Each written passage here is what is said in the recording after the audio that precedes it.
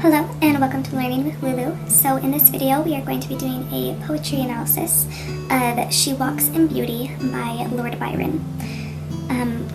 How we usually do these poetry analysis are I will just read the poem straight through for you, and then on the second reading we will break it down and dissect it a little bit more.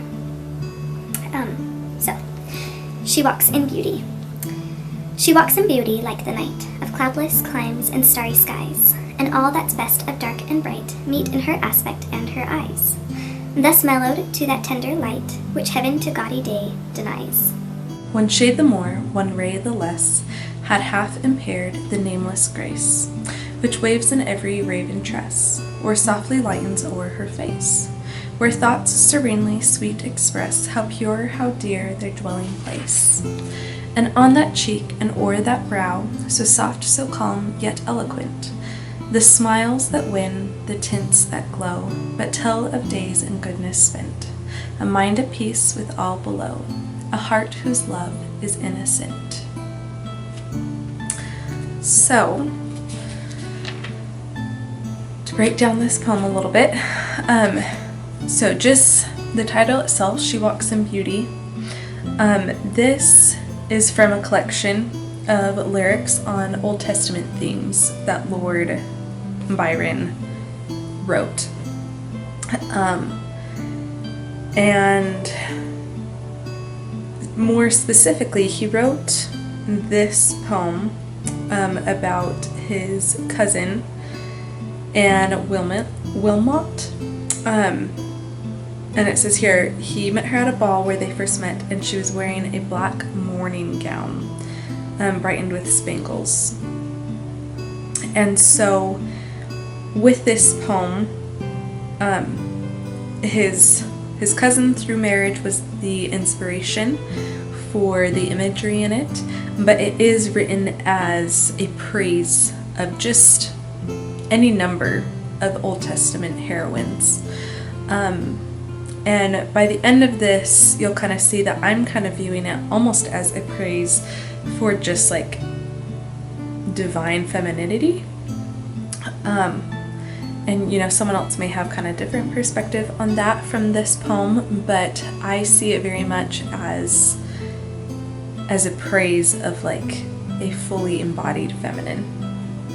So, she walks in beauty like the night, of cloudless climes and starry skies. Notice there we have two sets of alliteration with the cloudless climes and the starry skies. And he compares the beauty to the night, which I think should stand out traditionally in a lot of cultures, a lot of myths, anciently. The feminine has been associated with like the moon and nighttime, whereas the masculine has been more associated with the day and the sun. And so I don't think it's any coincidence that he is putting side by side this woman's beauty with the night, kind of paralleling those two. I do want to point out though that night itself is beautiful, but not in itself just because it's night, but because of its different characteristics, because of its different aspects.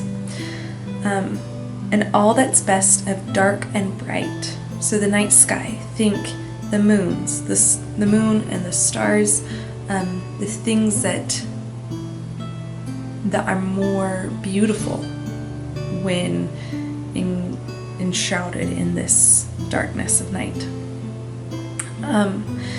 Thus mellowed to that tender light. Again, the light coming from the moon and the stars is often a lot more soft, a lot more tender. Which heaven to gaudy, meaning harsh, day denies. We have that alliteration there with day denies. So it's saying the heavens, you know, it denies day this tenderness, this softness that comes with shadowed light. And from the get-go, I want to point out that this poem is starting with a lot of binaries. We have light and dark, and I pull from it the sense that, you know, it's these things that are often juxtaposed, often put at odds with each other, but throughout this poem we're going to find that they're reconciled in this woman, in the feminine, in her beauty, or it's beautiful because the feminine is embodied in both, not just the light, but the dark as well. The second stanza, one shade the more, so saying if it was any darker, or one ray, again, think this rays of the sun, the less, so if there was any less light on her, had half impaired the nameless grace. So any subtle change would damage this serene situation, which waves in every raven tress. That's speaking of like her black hair. I do want to point out though, even with like a raven's wing, I personally think ravens are beautiful. And if you look closely at them, they're not just like this matte black, black feathered bird. The blackness of their wings, even in that, has like an almost iridescence to it. It's a sheen. It's very beautiful. Or softly lightens o'er her face. So the hair itself, it's talking about the way it falls. Or softly lightens. So whether that's the way it falls or the contrast of her dark hair to her face makes her face appear lighter. Where thoughts serenely sweet, again, that alliteration, but I want to point out here, serenely, I can't help but wonder if there is meant to be a allusion to Selene of mythology, again associated with the moon, express how pure and how dear their dwelling place. With those last two stanzas, starting with where thoughts and then how pure, right here, it kind of makes me wonder, is it talking about how she is beautiful or how her thoughts are beautiful? Or is it aiming for us to interpret it as both or infer both? Another thing to notice here is Lord Byron, is he showing us or telling us of her beauty? And I would argue he is showing, but he's doing so with a lot of very beautiful imagery, but also just symbolic connections to other things. Another thing, so before we get to the last stanza, this poem, I would say, is challenging traditional views of beauty. This woman is shrouded in darkness. Often, in more kind of like traditional text, you read about how the woman who is very beautiful is very fair, but this is challenging that, and it's also kind of challenging this expectation for the feminine to be just completely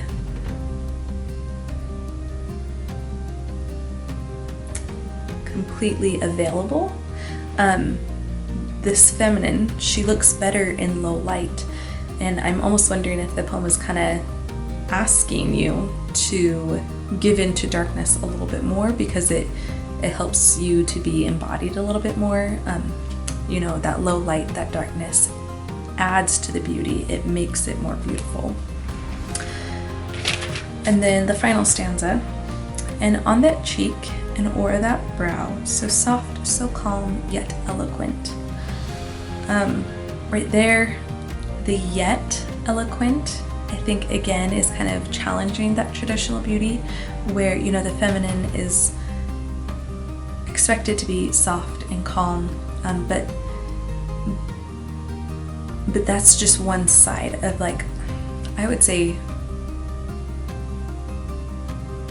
the feminine that has been passed down over the more recent centuries of like Christian expectations of the feminine, because she is also eloquent.